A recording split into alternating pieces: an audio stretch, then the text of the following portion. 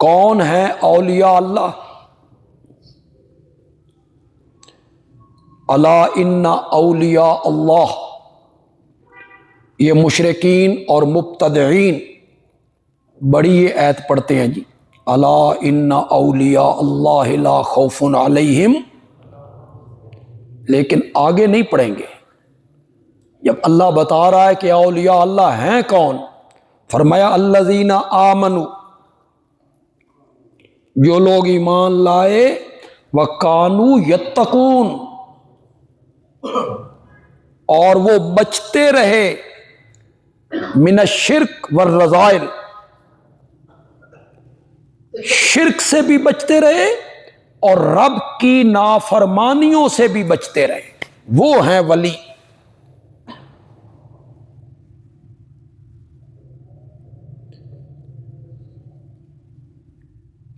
لیکن ہمارے ہاں ولایت کی پہچان کیا ہے کہ قسط وار اپنے کپڑے اتارے۔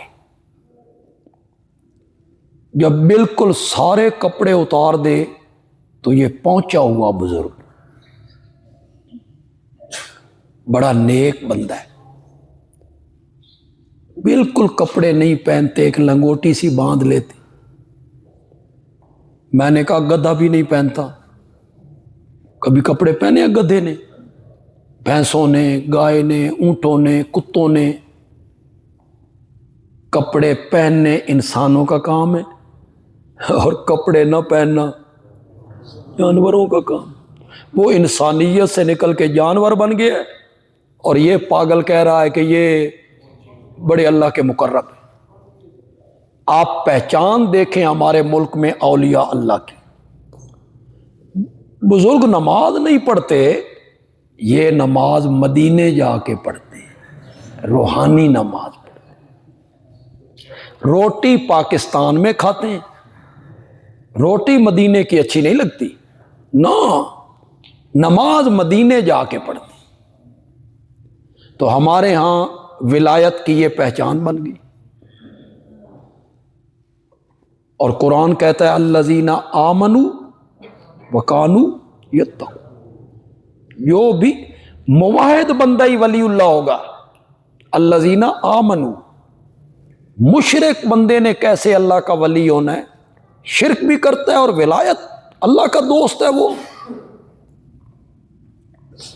وکانوا یتقون، اور وہ رب کی نافرمانیوں سے بچتے رہتے ہیں، وہ ہیں اولیاء اللہ۔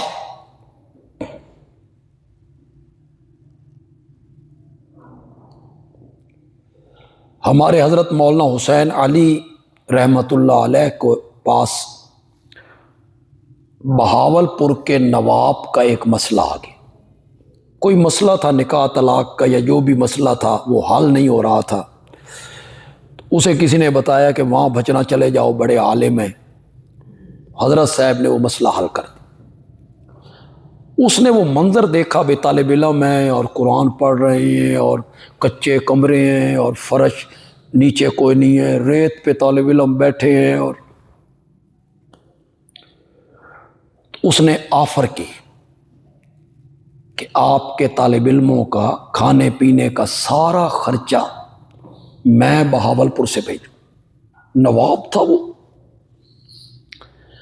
آج کے کسی محتمم کو یہ آفر ہو، خدا دی قسم ہے انہیں جنت دی ٹکٹ کٹ کے اس دے ہاتھ چ پھڑا دے، تیرے جیا بندہ ہے ہی دنیا چ کوئی، تو بخشیا بخشا، سارا خرچہ میں دوں۔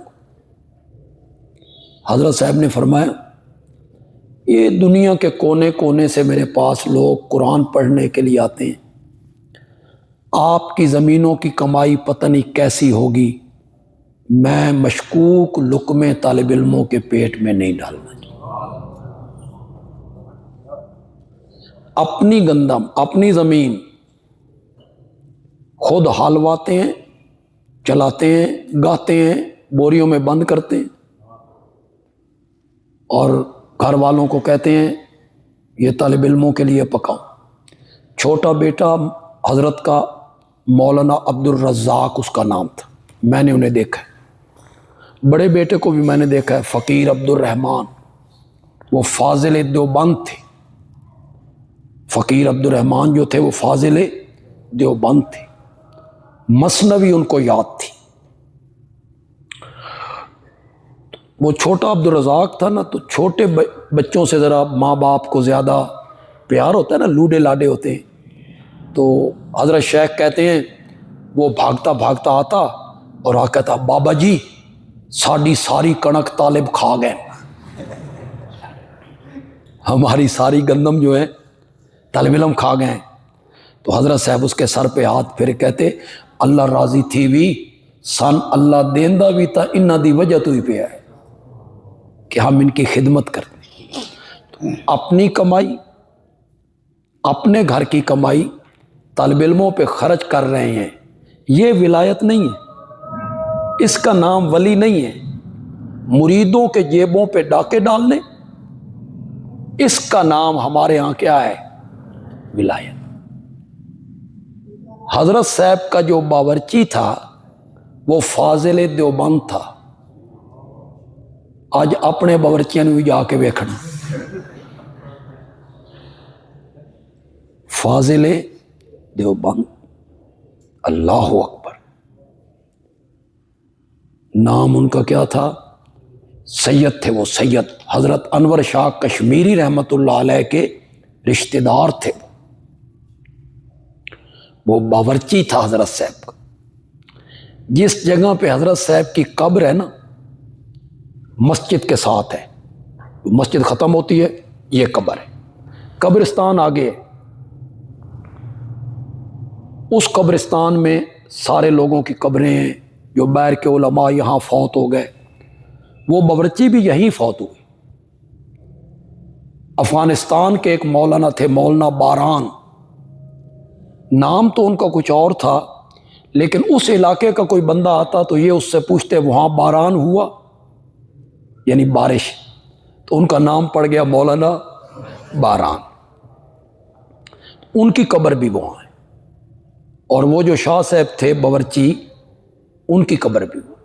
میں نے فقیر عبدالرحمان صاحب رحمۃ اللہ علیہ جو حضرت صاحب کے خلیفہ تھے، ان سے میں نے پوچھا کہ حضرت صاحب کی قبر یہاں کیوں بنائی گئی، الگ قبرستان میں کیوں نہیں بنا؟ تو انہوں نے کہا اس جگہ پہ حضرت صاحب نے اپنے باورچی کا جنازہ پڑھایا تھا، اس جگہ پہ جب جنازہ پڑھا چکے تو فرمایا کسی لاؤ، کسی لائی گئی، فرمایا اس چارپائی والی جگہ پر نشان لگاؤ، میں مر جاؤں تو مجھے اس جگہ پہ دفن کرنا، میں نے یہاں رب کی رحمتیں اترتے ہوئے دیکھی۔ وہ باورچی تھا، باورچی۔ تبھی تو پھر کوئی غلام اللہ خان بنا اور کوئی مولانا طاہر پنجپیری بنا، کیسے کیسے لوگ پھر وہاں سے نکلے، متقی، مجاہد، عالم، فاضل، قرآن کی خدمت کرنے والے لوگ۔ تو ظاہر بات ہے طالب علم بہت سارے ہوں گے، سالن پتلا ہوتا ہوگا، تو ایک دن طالب علموں نے پروگرام بنایا بھائی استادوں نے بھی دسترخوان تے بہانا چاہیے حضرت صاحب کو۔ تو انہوں نے کہا جی آپ آج کھانا ہمارے ساتھ کھائیں۔ حضرت نے ٹھیک ہے میں آ جاتا ہوں۔ تو جس جگہ حضرت صاحب نے بیٹھنا تھا نا، ایک طالب علم نے اس پیالے میں پانی اور ڈال دی،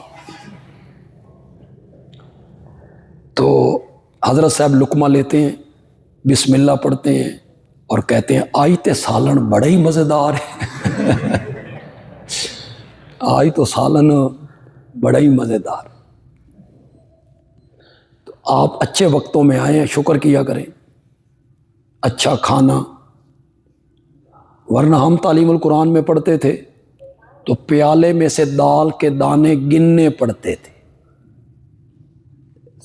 10 دانے ہیں کہ 20 دانے ہیں، باقی سارا پانی پانی پانی۔ ہم تو چونکہ گھر سے گھی لے کے گئے تھے، ہم تڑکا شڑکا لگاتے تھے، لیکن عام طالب علم تو یہ نہیں کر سکتے تھے، اسی سے وہ گزارا کرتے تھے۔ تو حضرت شیخ القرآن کے پاس پرچیاں آتی تھی، جس طرح آج آپ پرچیاں بھیجتے ہیں بھئی چاول پکاؤ،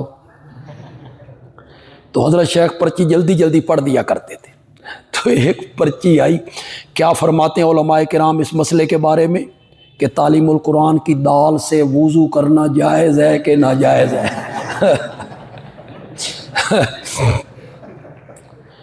اس طرح کھانے ہوا کرتے تھے۔ آپ اچھے وقتوں میں آ گئے، اچھی رہائش ملتی ہے، تو ولی اللہ کی پہچان کیا ہے کہ وہ رب کا نافرمان نہ ہو، متقی بندہ ہو۔ لہم البشریٰ فی الحیات الدنیا، ان کے لیے، اولیاء اللہ کے لیے خوشخبریاں ہیں دنیا کی زندگی میں۔ رویا صادقہ مراد ہے جی، سچے خواب، یا فی الحیات دنیا سے مراد ہے جنت کی بشارتیں جو اسی دنیا میں دی گئی ہیں، اور آخرت میں بھی۔ لا تبدیل لکلمات اللہ، کوئی بدلنے والا نہیں اللہ کے وعدوں کو، یا اللہ کے وعدے نہیں بدلتے۔ کیا وعدہ ہے؟ لا خوف علیہم ولا ہم یحزنون،